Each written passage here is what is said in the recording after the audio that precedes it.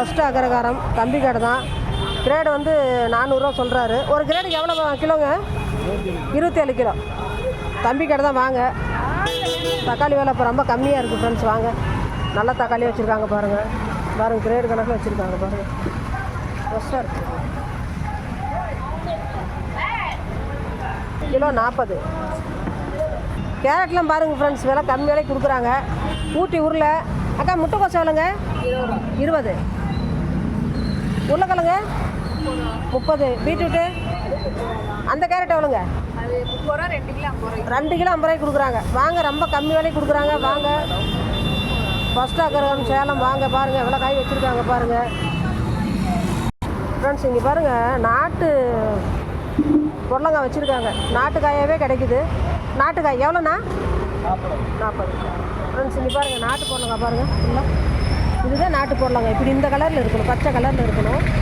அதிலே பாருங்கள் பாவக்காய், குட்டி பாவக்காய் வச்சுருக்குறாங்க. எல்லாமே இங்கே இருக்குது ஃப்ரெண்ட்ஸ். இங்கே இல்லாத ஒன்றுமே இல்லை. அக்கா 5 ரூபா ஃப்ரெண்ட்ஸ். 5 ரூபா, 10 ரூபா, 20, 20. இது எவ்வளோக்கா?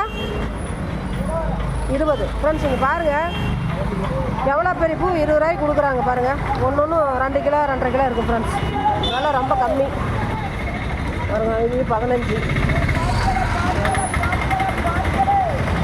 அதெல்லாம் ரொம்ப கம்மியாக கொடுக்குறாங்க.